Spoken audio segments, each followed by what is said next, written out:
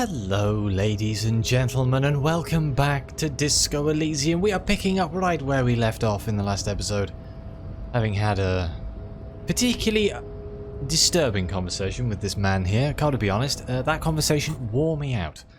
I have apparently unlocked something new here. Have I? Oh no, I'd have to replace it with something I already have. Interesting. Well, I decided that I don't want to become a racist. I know it's a choice that most of us have to make in our lives. And I'm going to try and find another way in. Or I'm going to go explore the other direction and see if we can talk to the other lady. Yes, I don't need advanced race theory in my life. Getting the hanged man's boots and find one piece of armor. Where is the rest of the armor? Oh, we can go and speak to Kuno about where is the rest of the armor. Let's go speak to Kuno. I'm sure we're going to learn something that will let us get past these people. I refuse to believe that we have to become an advanced racist in order to get through. There is that jump. I could try that jump again where my coat is. That could possibly get us through, but I'm a little bit worried that it killed us last time. I don't have any way of healing myself. But I need to find some more of the Nosfred. What is down here? Hang on. Exploration. There's a car.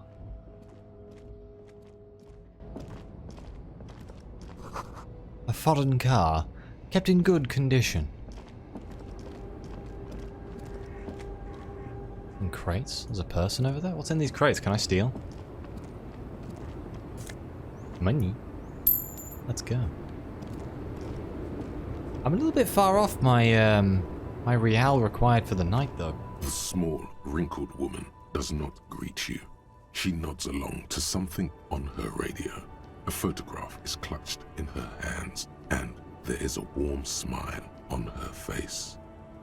The photo, an ambrotype from the turn of the century, as golden as her smile.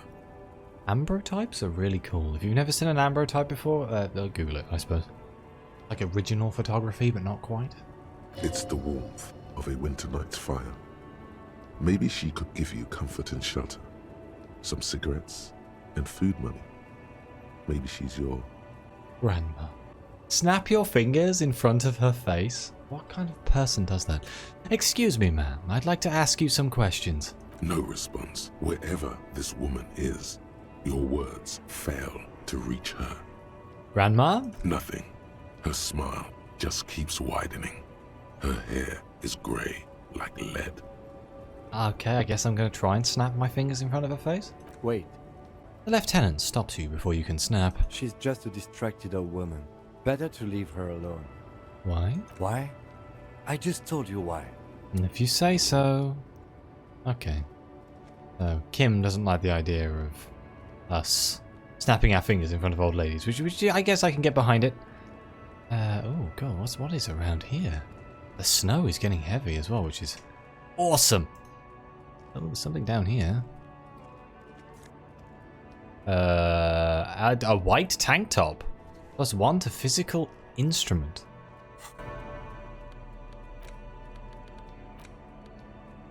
Yes. That would replace our policeman jacket. I guess we'll keep our policeman jacket. What do my gloves do for me again? Interfacing. Okay. No negative, so I'll keep them on. What is down here? Ruins full of snow. No one lives here anymore. What's this memorial to? An old monument stands in the middle of the traffic island, pointing toward the sea.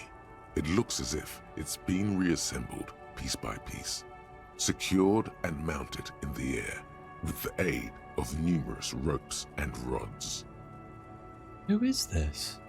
A silver plaque on the statue's pedestal reads, "I am Philip III, the Squanderer, the greatest of the Philippian kings of Revachol, son of Philip II, the opulent, father of Philip IV, the insane."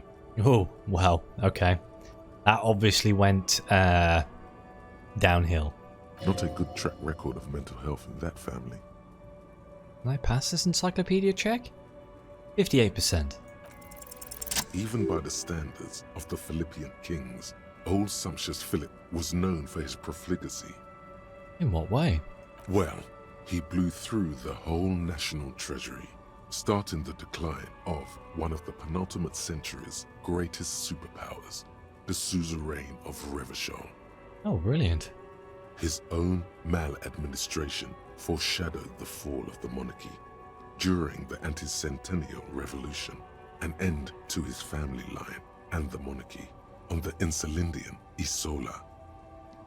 So, how did he manage to blow through the entire national treasury? Stories have it that he had his bedroom converted into a treasure chamber, where he stored unfathomable wealth.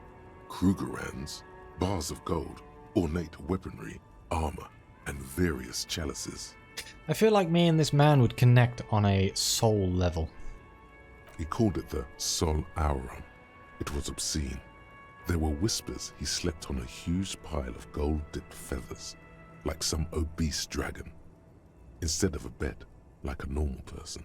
That would be very uncomfortable. The man certainly knew how to live. Hello, Ty. I would like to sleep on gold, hustler style. The king is the king, and he can do anything. Wait, really? There's no way that's true. Yeah, let's go with there's no way that's true. But wait, you haven't even heard about his fabled cocaine addiction. The what now? You see, old Philippe wasn't just good at squandering the national treasury on gold and ceremonial weaponry. He was also a prodigious snorter of nose candy. So, what's nose candy? Cocaine. Thanks. So he was addicted to nose candy? A bloated druggie? That's what the revolutionaries said 150 years later. Right before they emptied out the royal mausoleum and dumped His Majesty's mortal remains in the Insulindian Bay. So where is he buried now? Beneath the cold waters of the Insulindian Bay, thrown there by the revolutionaries after they cleaned out the royal mausoleum. I wonder if we're going to go diving, because that's two things we've been told are in the water around this area. I want to go to the beach or the harbour. So what happened to the statue? The original was blown apart by communards, then further damaged during the landing of the coalition's airships during the turn-of-the-century revolution, when Martinez was leveled. Most historians think the coalition's hasty landing may have ultimately saved the statue. If the communards had more time, they would have reduced it up to even finer pieces. So who restored this monument? Some years ago, a group of liberal, artistically inclined individuals, designers mostly, thought it would be ironic to restore the statue of the most wasteful ruler of Revachol in the poorest part of the city. I can't deny the fact that that is in fact pretty ironic. The statue is supposed to capture the moment it was blown apart, like an instant frozen in time, a rare butterfly trapped in amber, floating on a sea of shit. I mean, that is brilliant. Funny and nihilistic. People in Martinez tend to disagree, as do many prominent art critics and thought leaders with more nuanced social awareness than the young ironists. Ah yes, nuanced people. Philip III, the squanderer, however, with his bronze face up in the air, doesn't seem concerned about what the hoi polloi think of him in death. What does he care? He's got a statue. Not that he ever did in life either. Oh, let's leave. Okay, I think we've done a good job of looking around there. What's this? A bold slogan.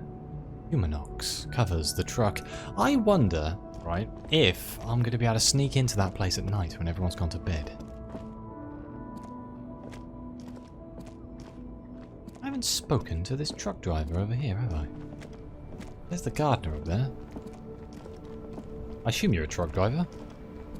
I am a gander and a hunter and a gatherer. Feel like a traveler. The man mutters to himself, assenting the beats as he goes. A simple little cadence, He seems to be making it up as he goes. Keep listening. From another planet. Hey there. I am the law. You sure are, my man. What's going on here? It's the jam, my man. He motions towards the sprawl of lorries with a sweeping gesture. What's the jam? It's a traffic jam for the ages. Harbor gates up the street are shut tight. No explanation given. Workers on strike, scabs agitating, and all around clusterfuck. Meanwhile, we're all stuck here in long-haul limbo for days upon days upon days. Upon days. So, how long have you been here? Feels like forever. Like I was born on this here roundabout and this was all I ever knew. Just me and the metal and the tires, the oil and the fumes of mazout. This guy is so off his rocker right now. Mazout is an antiquated term for heavy fuel oils. This man has a barely suppressed performative streak. Or he just likes unusual words. Or both. So I dig your style? Extravagantly phrased, but I can roll with it. Don't quite understand what you just said. Could you say it again, only a little less plodding? I'm gonna go with I dig your style. Yeah, imagine. It's been a whole week already. He snickers in appreciation of the digging of his style. Behind the laugh, however, a touch of sorrow. So tell me, what do you need? Can you tell me more about this strike? It's like, whatever's going on over at the docks. Workers got a blockade set up, making demands, no way in or out. What's the union demanding? Some pretty wild stuff, I hear. Like a giant new power crane in half the company? I forget what exactly. Good on them, I guess. I've heard talk there's a company rep in town, too. Like, a strike negotiator type. They'd know what's up. Precise demands and so on. Ah, yes, from the Wild Pines. We'll meet her soon enough, I'm sure. This is who I think I'm going to try and find now. What do you think the company wants? I mean, free labor and low wages, I would imagine. They want to keep that money flowing in, my man. Ka-ching. He doesn't blame them, but he's not on their side. That's for sure. Anything else I should know? Anything else? Yeah, this ain't really my area of expertise. I just do my job and get paid. I have things to do and places to be. All of us do. All of who? Us lorry drivers. Camionneurs. You still hang around here waiting for this mess to end. Most have scurried off somewhere to get drunk or high. Or laid. Not that I blame them, really. Not you? Not my thing. Chasing transient pleasures is a drag these days. I prefer the examined life now. Thinking, reflecting, observing. He glances down the road toward the horizon. A glint of something in his eye. So what are you hauling anyway? Oh, high-grade narcotics, illegal firearms, stuff like that. Excuse me? Time to arrest him. Relax. He's merely joking. Okay, what are you actually hauling? Can't even get a few jokes past you, my man. I've got another haul of found cargo. Mostly sporting goods, tracksuits and that kind of thing. Oh, can I have a free tracksuit? They usually get shipped to Grad in the Occident. Though we've been making headway in the Il-Moran market lately. Could I get one of these tracksuits? We're pals and all, but I can't just freely hand out the merchandise. The bosses won't be happy. Is that your machine behind you? This rockin' beauty. Sure is. Like a rash you can't get rid of. You interested in heavy-duty cargo machinery? If I say yes, will you give me a tracksuit? A motor lorry, also called a camion, on Caillou and neighboring islands. This one looks roughed up enough to be some sort of found rust bucket. Maybe the A6? That a foul A6 you've got there? Good eye, my man. Yup, she's an old one, but reliable. Me and her spent a long time together. There it is again. A little touch of sadness beneath his cool. He thinks he's spent too long in this lorry. So, nothing illegal then? Not unless they've illegalized sports equipment while I was on the road. Okay, well, I have another question. The man taps his fingers rhythmically against his arm. We can try a formidable empathy check? What do you see in his eyes? Ease into it. Don't go too far. This Damn. seems like a personal matter. I think I screwed up here. Hey Tommy, spill the beans. What's troubling you? And you look sad. What's going on with you?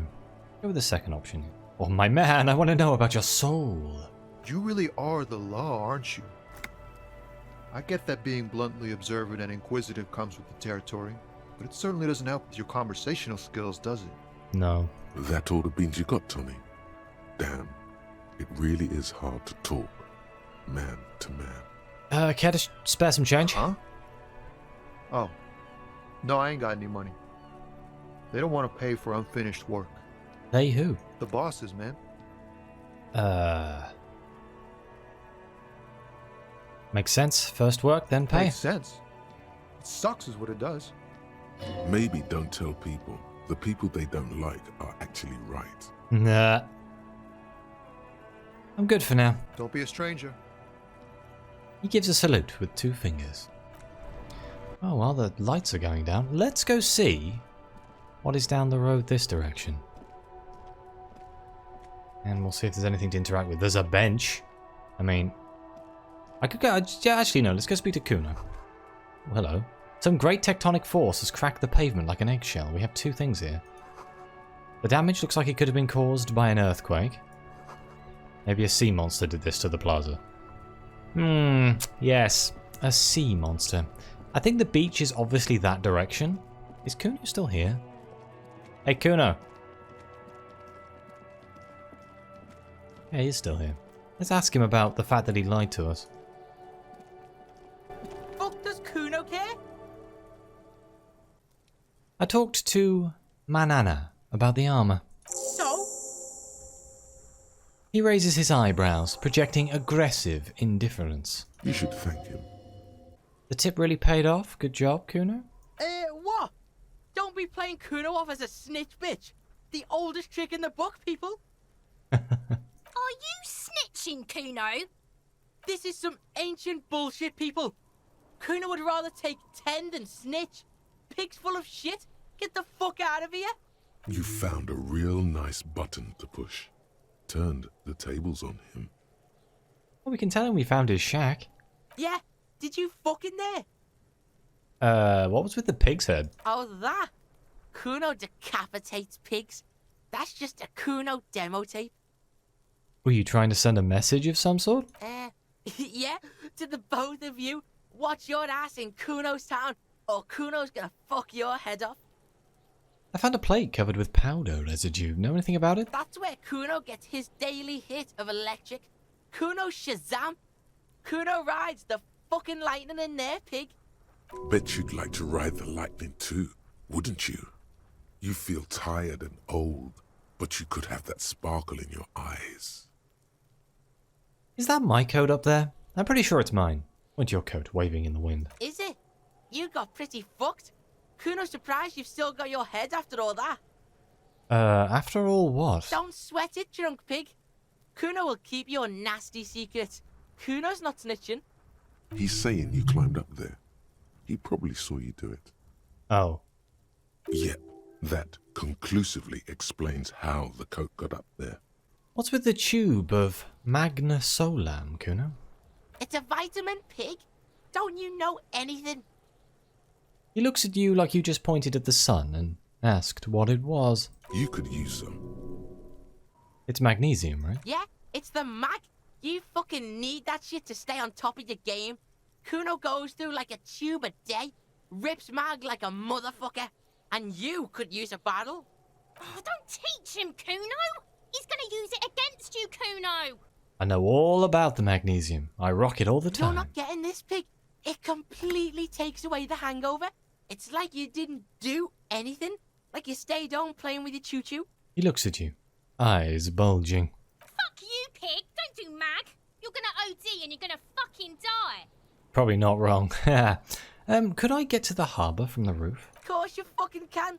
How do you think Kuno made all the docky boys his gimps? Just gotta fly, pig. I tried that, it didn't go so well. Kuno knows. Kuno and C saw you shit yourself. It's okay, pig. Not everyone can face the fear Kuno style. Damn it, I was hoping he was going to have like some sort of backup to make it easier. Heard enough of this. Good call, Pigmeister. don't come and talk to Kuno about his kingdom. Alright, well, I'm off. Kuno doesn't fucking care. Thanks, Kuno. That was a really informative conversation we had there. So, do I go and have a look, see if I can make that jump again? I think I'd have to upgrade my skills. I'm not really sure. Watermarks, thanks. I think I'd have to put a point into Savoy Fair to make the jump. I think I have a point to put in. I don't know if that's the right idea. This is the only way I know how to get in that isn't becoming a racist. Yeah, hello, what's this? Who are you?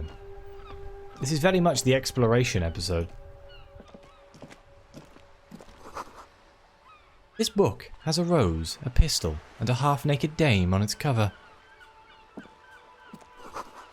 On the cover stands a very muscular man, surrounded by flames.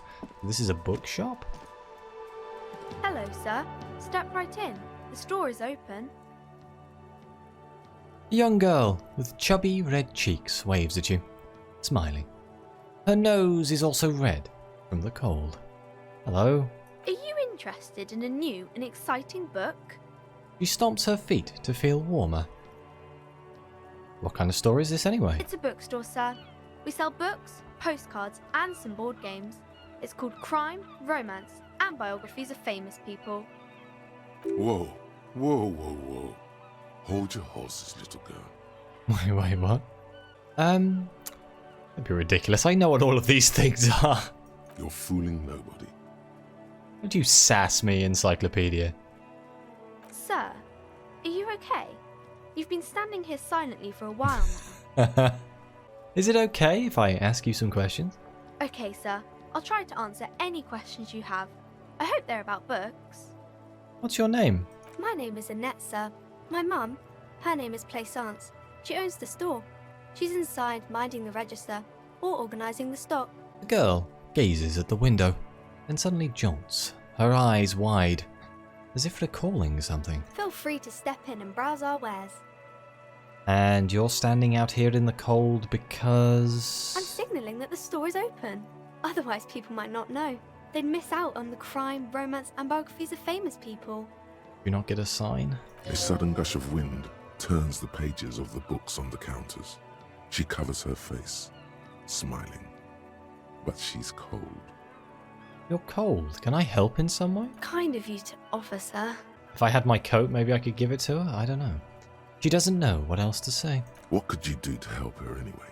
I should have a word with the store owner, maybe. Oh no, sir. I'm happy to help Mum by luring in customers. Besides, I have some hot juice in my vacuum bottle to keep warm. Can you be in school or something? What, at 7 o'clock at night? I do my studies at home at the moment. I have to help Mum keep this place running. Isn't going to school more important than this? Mum says it's necessary to do both because it builds character.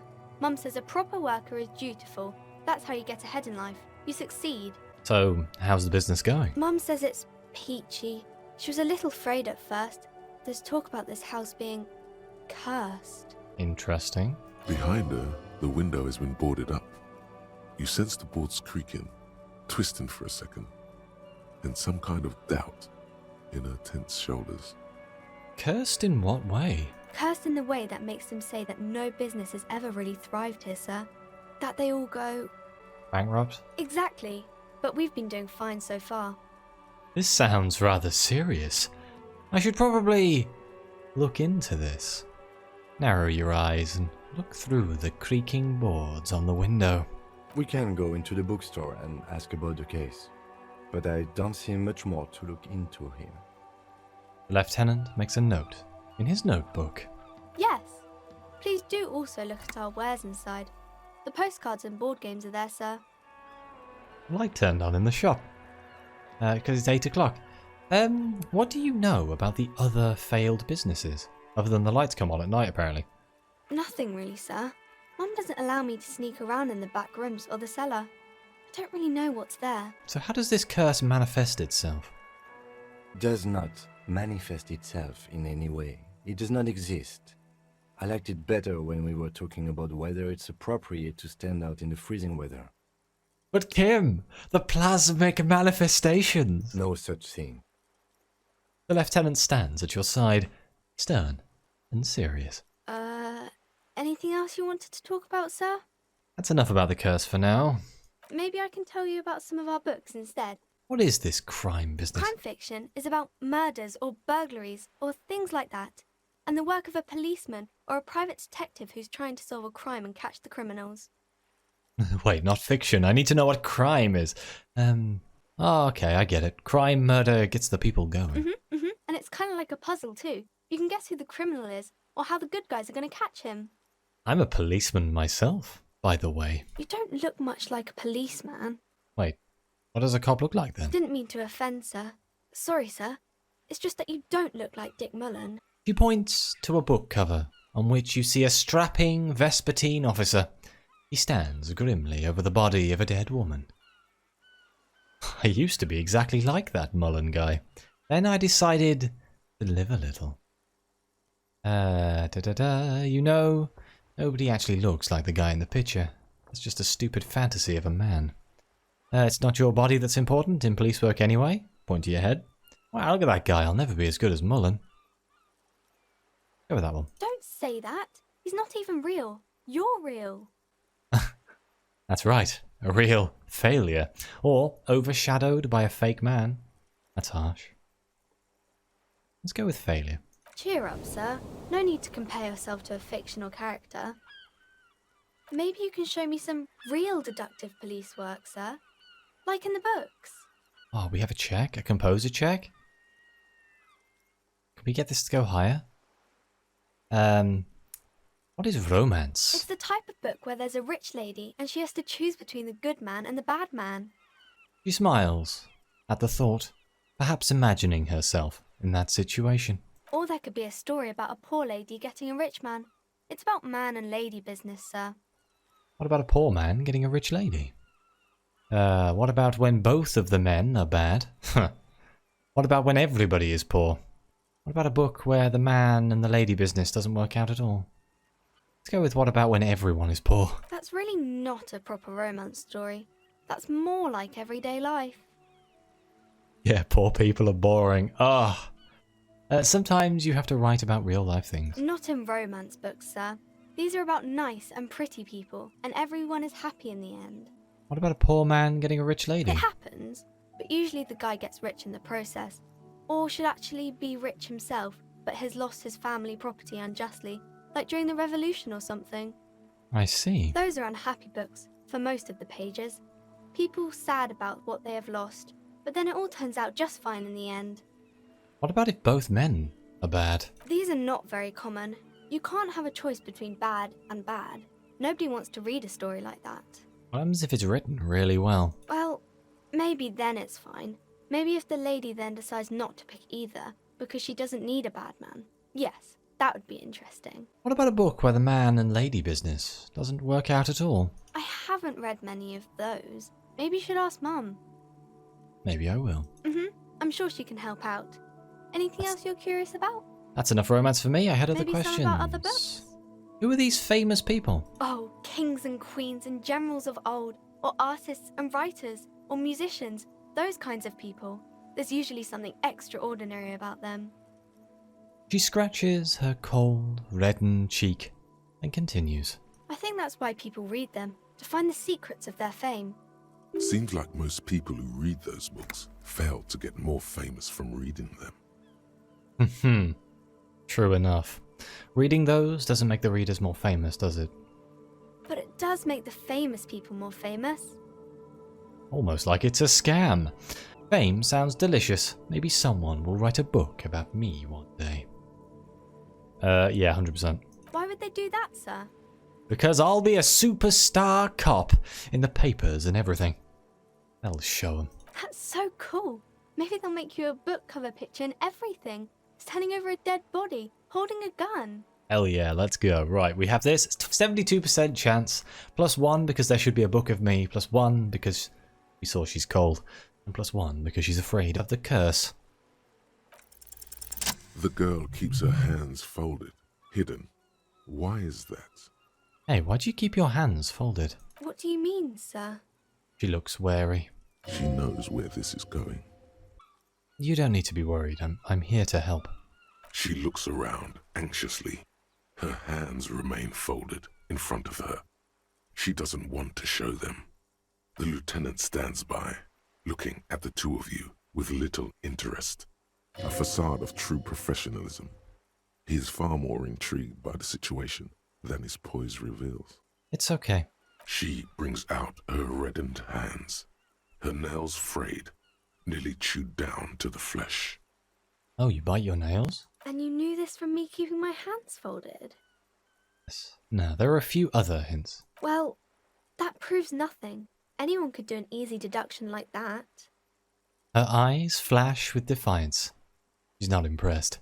She actually is impressed. This is more like a defensive reflex. Want more? Bet I can figure out why you bite your nails. I got a few reasons in mind. Or we can say you think so? Fine, do better. Deduce something about me. Let's do that. You're quite sober. She snaps back quickly. Wow, okay. The lieutenant does not flinch at the comment. He does not flinch even a single bit. He is intensely not flinching. It takes effort. Wait, how do you know I'm usually not? Because you usually aren't. And I'm having a great time. I sure hope you are, sir. She rubs her red nose. There she stands, swaying on her feet, assaulted by the early spring breeze. She smiles at you. The whole situation suddenly feels familiar, somehow. Poor Annette. There's something you're missing. Okay, we have another check here for suggestion. What are you missing here? Why does this feel familiar? Because you know each other. She's been talking to you so openly because you've talked before. Hang on, so you know me? We've met before? Yes, I stand in this spot all the time. She sways back and forth on her feet. You've been running around all week without your shirt on, sir, apologising to everyone. I don't really understand what you've done wrong. Did I ever talk to you? Of course, you stopped by a few times. You certainly look better than the last time I saw you. Thanks, I'm trying. Yeah, I can see. You don't have party eyes anymore. Party eyes? Party eyes. Yes, of course. That makes sense. Lieutenant slowly, ever so slowly, realizes something. I'm not surprised children have seen you running around with party eyes on, he thinks. Not at all. And party eyes? You know, like a cat in the dark, all big and wide-eyed. It certainly looks odd on a man. The swiveling eyes of a loony drug addict. That is what she meant. You were probably gurning too. Oh god. Fuck yeah. You should get some party eyes right now. Snap those sequins on you, boy. Does that mean I've been partaking in narcotics? Oh baby, that's not what you have to worry about. Worry about the important thing. I'm just gonna say thanks. I've learned something about myself today. I'm glad I could help you, sir. Okay, bye. See you around, Annette. Okay, so thank you for the autosave. Let's go inside the shop. It's gotta close soon, right? It's like almost 8:30 in the afternoon. Let's look around first. The display rack is brimming with worn paperbacks featuring an extremely muscular, sword-wielding barbarian on the cover. Nearly all the titles contain the word Heimdall somewhere. Storekeep, tell me about the Muscle Man books. Oh, Man from Heimdall. A very popular series of adventure novels. They're awfully immoral and violent books. Why are they so popular? Blood and violence, scantily clad women, epic narratives, all those mystical things he encounters. They're bound to grab those with little imagination and nothing to do. That doesn't sound like something I'd be interested in, or sounds good. Which one should I start with? What does it matter? They're all the same. However, the customer is always right, they say. If you're a novice of the series, I'd recommend Heimdallaman, the man from Heimdall. It's supposed to be a good introduction to the series.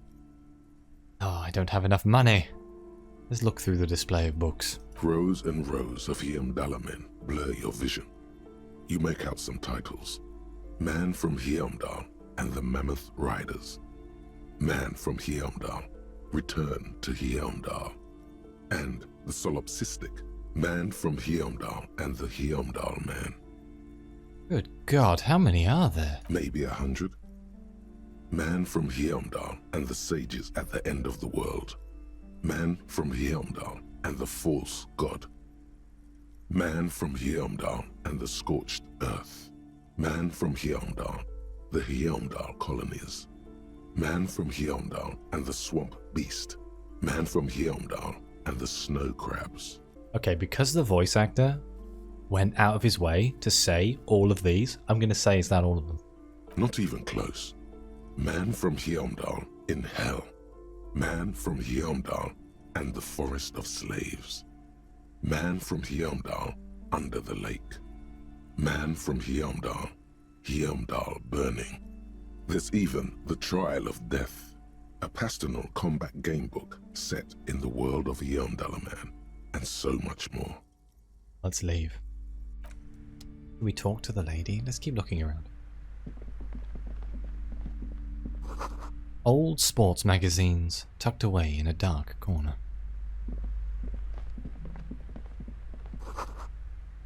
The book collects the national recipes of Arda. They are all about lake trout. That was the reception? No, that's not what it's called. Good lord. The till. They have a proper name though that isn't till. A quaint picture book, brochure, very colourful. It's a tome of fascist magic. Rather candid. What? Colour me intrigued. The plaque on the shelf reads, Biographies of Famous People. You see a large variety of names, none of which ring a bell. Storekeep, anything of note in this shelf? I would say... The Greatest Innocence. Yes, most certainly. It's an important educational tool delving into the depths of history, religion, and their relation to innocentic power. Who or what is an innocence? A very influential historical figure. But surely I don't have to tell you that. You're a law officer, and law officers have at least some education. You'd be surprised. The book is also very daring. The author aims to re-examine the universal understandings of the innocentic system, creating a fresh vantage point and a shift in the tired order of things. So, you recommend it? Certainly. It's prudent for a person to have at least an elementary understanding of history and society. Imagine the chaos we'd be in otherwise. I agree with this sentiment. You feel like you should get this one. Definitely. It's important somehow. There's something personal inside. Oh. I can afford it, but it would cost me a lot of money. Should I get it?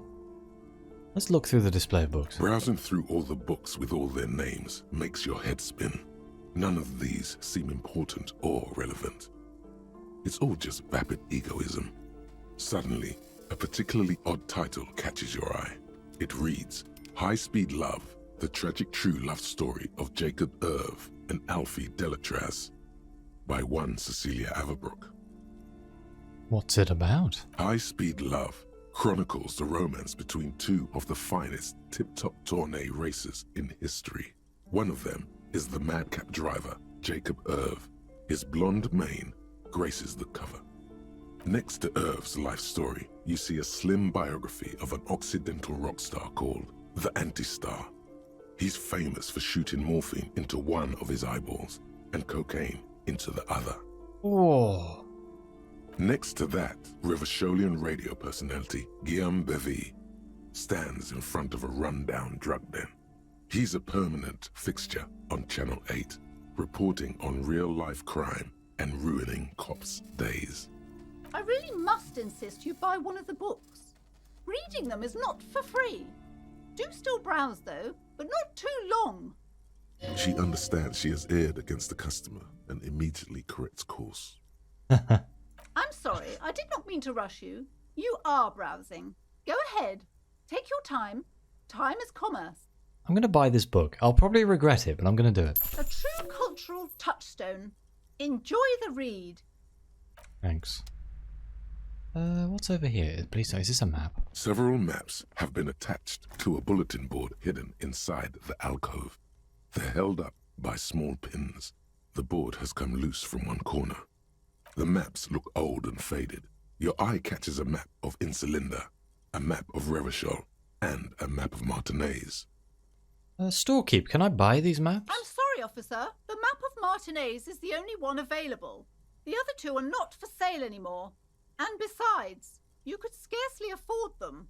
A strong assumption. They're quite valuable, though they might not look it. The map of Martinez is 90 cents, though. Why is the one of Martinez so cheap? That old thing. It's an out-of-date map of a tourist location that never was nor came to be. From when some design studio people tried to spruce the place up 4 or 5 years ago. They also renovated the horse statue, set up those coin-operated viewers, and designed the new street lamps. The place does not look like a successful tourist trap, does it? What happened then? They didn't get that far, for some reason. A shame the project never got going. Would be nice if someone fixed Martinez up. All these ruins are bad for business. Let's have a look at the map of Martinez. It's not really a map. It's a tourist thing. A picture postcard with buildings on it, drawn from an isometric perspective. A date in the upper right corner says 48. Strikes me as the kind of thing that could be useful for some reason. Still, it's detailed. Could be pretty useful for scouting ahead. You see the jagged boxes of an industrial harbour, even the whirling in rags there. Let's buy it. Always good to be informed of your surroundings. Let's have a look at these other maps. This large map displays archipelagos. You see a constellation of small dots on the light blue emptiness of the Insulindic Ocean. The largest in the northeast is La Caillou. You are here. Another far away in the southwest, Seminese Islands, Ile de Fantôme. Ile de Fantôme, that sounds exciting. What else? Ozon, Laurentide, Fas à la Mer, Archipelagos, North Arcade Islands, all just specks of dust on the vastness of the Insulindic. On the edges of the map, the color fades into a blur of dotted lines, black and white, disintegrating into mathematics. In the northeast, a dust mite stands on the north coast of Caillou in a bookstore. It's you. Squint first. Can you see the cities on the islands? You can. On Caillou, Revachol, a single black star. On Ozon, Fondelier, and Vilmandu. On Archipelagos, Croyan Moran, Villiers. On Seminine, Olduvai, and on Laurentide, Deora of the Seven Seas. Lost little pearls of light, tiny fires in the dark. 850 million people live on these little dots, an oceanic world of culture and commerce torn apart by history. Let's look at the edges. The ocean breaks apart into a tangle of cosines and azimuths, all pointing into pale nothingness. Windy is the north azimuth. Grad is the northeast azimuth. Samara is the east azimuth. Seol is the west azimuth. Isolas, they're called. Connections to other worlds. Words past the Insulindian, unknown to you. You only know you've never been there. You have little idea what they are. Distant stars, gods, but looking at them makes you feel almost non-existent. Whatever they are, the Isolas are immeasurably large compared to you, and very, very far away. Perhaps they are gods, gods of distance and outer dust. Oh, we're failing on these encyclopedia and conceptualization checks. Let's look at the map of Revachol. The north coast of a verdant island is shattered by the delta of a river. It is the River Esperance.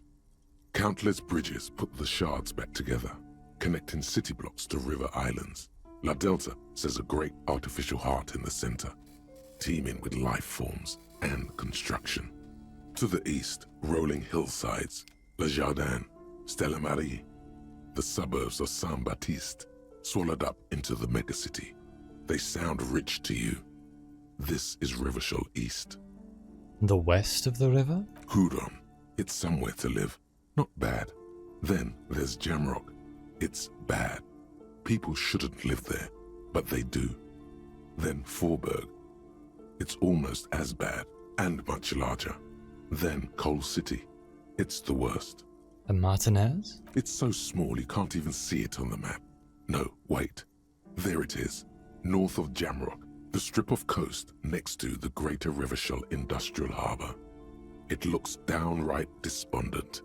It's almost Coal City, to be honest. No, this is somewhere to be. This is all you have.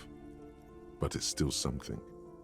Streets and sodium lights, the sky, the world. You're still alive. Let's leave.